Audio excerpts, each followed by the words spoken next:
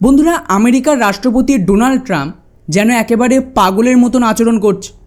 একবার নয়, বারবার ভারতের প্রধানমন্ত্রী নরেন্দ্র মোদীকে ফোন করে যাচ্ছে শুধু একবার কথা বলার জন্য।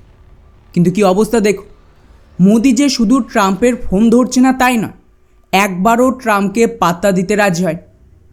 আমি সত্যিই জানি না আমেরিকার ইতিহাসে আর কখনো কোনো দেশ এইভাবে সরাসরি মার্কিন রাষ্ট্রপতিকে এতটা অপমান করার সাহস দেখিয়েছে কিনা। টু বি অনেস্ট, এটা দেখে আমার একটাই কথা মনে হচ্ছে, अमेरिका क्या कहता था, क्या हो तुम, आज हम कहते तू क्या है बे हमें। এখন স্বাভাবিকভাবেই আপনার মাথায় প্রশ্ন আসছে, এমন কি ঘটলো যে মোদি ট্রাম্পের ফোন ধরতেই চাইছেন?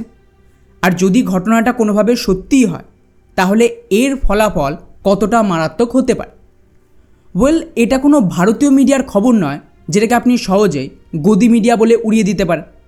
এটা রিপোর্ট করেছে জার্মান সংবাদ মাধ্যম ফাস। তাদের হেডলাইনেই লেখা, ট্রাম্প বারবার ফোন করলেও মোদি সাড়া দেয়নি। অর্থাৎ ভারত এখন আমেরিকাকে তাদের ভাষাতেই জবাব দিচ্ছে। কারণটা স্পষ্ট, ট্রাম্প আর তার টিমের ঔদ্ধত্যপূর্ণ আচরণ। ট্রাম্প নিজেকে যেন ঔপনিবেশিক যুগের একটা ব্রিটিশ রাজার মতন দেখাতে চাইছে, যেখানে ভারত আর গোটা বিশ্ব তাদের দাস। কিন্তু আজকের ভারত কারোর গোলামি করতে রাজি না। চায়না, কানাডা, জার্মানি অনেকেই চেষ্টা করেছে ভারতকে চাপে ফেলতে, কিন্তু ব্যর্থ হয়েছে। আর এবার সেই একই স্বাদ পাচ্ছে ডোনাল্ড ট্রাম্প। খবর অনুযায়ী মাত্র 2 থেকে 3 সপ্তাহে 4 বার ফোন গেছে হোয়াইট হাউস থেকে, কিন্তু একবারও ভারতের তরফ থেকে জবাব আসেনি। আর বন্ধুরা, আপনাদের হয়তো মনে আছে, আগেরবার কানাডা সফরের সময়ও ট্রাম্প আমন্ত্রণ করেছিল প্রধানমন্ত্রী মোদীকে হোয়াইট হাউসে আসার জন্য, কিন্তু সেই সময়ও প্রধানমন্ত্রী সরাসরি বলে দিয়েছিল আমার সময় না, এবং সোজা নিজের বিমান অন্য দেশে নিয়ে চলে গিয়েছিল। তখন আমি বলেছিলাম যে ভারত আমেরিকার সম্পর্ক কার্যত শেষ, আর 2030 সালের আগে এটা কোনোভাবেই রিভাইভ করার কোনো রাস্তা নেই। আর 2030 সাল কেন? কারণ তখনই শেষ হবে গ্লোবাল ইকোনমিক ক্রাইসিস আর ডলারাইজেশন। তখন আমেরিকার ভ্যালুয়েশন শেষ, ক্ষমতা শেষ। তখন ওরা বাধ্য হবে ভারতের শর্ত মেনে চলতে। এখন প্রশ্ন হলো যে ইমিডিয়েটলি এর বদলা নিতে ট্রাম্প কী করতে পারে? উত্তর স্পষ্ট, বিশেষ কিছু না। প্রধানমন্ত্রী মোদী নিজেই বলেছেন চাপ আসবে আর আমরা তার জন্য প্রস্তুত। আর তারপরেই ভারত সরকার আমেরিকার যে ট্রেড ডিল সেটাকে সম্পূর্ণ বাতিল করে দিয়েছে। আমেরিকার টিম ভারতে আসার কথা ছিল, সেটাও বন্ধ করিয়ে দিয়েছে। আর ভারতের টিমও আমেরিকায় যাচ্ছে না।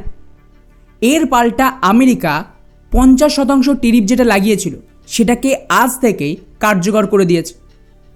কিন্তু ভারতের অর্থনীতিতে এর খুব একটা বড় প্রভাব পড়বে না, কারণ ভারতের অর্থনীতি মূলত ভরসা করে লোকাল কনজামশনের উপর, মানে দেশের মানুষের কেনাকাটার উপর। চীনের মতন আমাদের ইকোনমি অন্য দেশে কতটা রপ্তানি করা হচ্ছে তার উপর নির্ভর করে না। উল্টে প্রধানমন্ত্রী মোদী তো ইতিমধ্যে 2টো বড় পদক্ষেপ ঘোষণা করেছে। প্রথমত, দীপাবলির আগে জিএসটিতে বড় পরিবর্তন আসছে। যেসব পণ্যে আগে 28% কর বসত তা কমিয়ে আনতে পারে 18% বা তার নিচে। আর 18% স্ল্যাবকে নামানো হতে পারে 5%-এর আশেপাশে। ফলে স্বাভাবিকভাবে জিনিসপত্রের দাম অনেকটাই কমে যাবে, আর জনগণ তখন বেশি করে খরচও করবে। এতে ওভারঅল ট্যারিফ থাকা সত্ত্বেও ভারতীয় অর্থনীতির গ্রোথ কমার বদলে আরও বাড়বে। দ্বিতীয়ত, যে সমস্ত সেক্টর আমেরিকায় রপ্তানি কমাবে তাদের জন্য ভারত সরকার 20,000 কোটি টাকার বেশি সাপোর্ট স্কিমও ঘোষণা করেছে। পাশাপাশি রপ্তানি আফ্রিকা, মধ্যপ্রাচ্য আর অন্যান্য অঞ্চলে ডাইভার্ট করা হবে, যাকে ভারত সরকার নিজে ব্যবস্থা করার চেষ্টা করে। আর যেহেতু ভারতীয় অর্থনীতি প্রায় 60%-এর বেশিই চলে লোকাল কনজামশনে, আর টোটাল ইকোনমির মাত্র 22% চলে অন্যান্য দেশে রপ্তানি করে। আর এই 22%-এর মধ্যে কেবলমাত্র 20%-ই হলো আমেরিকার ওপর নির্ভরশীল। তাহলে আমেরিকার এই টেরিফে ভারতীয় ইকোনমির ওপর টোটাল প্রভাব পড়বে মাত্র 1 থেকে 1.5%। ফলে $4 ট্রিলিয়ন অর্থনীতিতে এটা একেবারেই নগণ্য। কিন্তু ভারত এত বড় মার্কেট, বিশ্বের সবচেয়ে বড় মিডল ক্লাস নিয়ে দাঁড়িয়ে আছে। এক্ষেত্রে ডলারাইজেশনের পর এটা কিন্তু বিশ্বের সবচেয়ে শক্তিশালী বাজার হবে। আর এই বাজার আমেরিকাকে দেওয়ার তো কোনো প্রশ্নই ওঠে না এখন।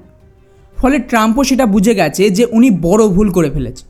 তাই ভুয়ো গল্প ছড়িয়েছিল যে আমি অপারেশন সিঁদুর থামিয়েছি, ভারতের যুদ্ধবিমান ভূপাতিত হয়েছে।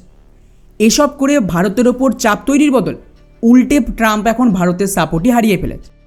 ফলে এখন গিয়ে ভারতের সাথে সেই সম্পর্ক পুনরুদ্ধার করতে তিনি এতবার ফোন করেছিলেন, কিন্তু ততদিনে যা ক্ষতি হওয়ার হয়ে গেছে, যেটা মার্কিন মিডিয়ারা নিজেরাই স্বীকার করেছে। অন্যদিকে ভারতের জনগণ আর সরকার দুপক্ষ আজ একসাথে আমেরিকার বিরুদ্ধে দাঁড়িয়ে আছে। ভারত সরকার আমেরিকার বিরুদ্ধে যা অ্যাকশন নেবে জনগণ তাকে সাপোর্ট দিতে রাজি। ফলে এখন ভারত তার নতুন ট্রেড ডিল করবে রাশিয়া আর চীনের সাথে, আর আমেরিকার সাথে সম্পর্ক এটা ধরে নিন যে কমপক্ষে 2030 পর্যন্ত ভারত আমেরিকাকে গুড বাই বলে দিয়েছে।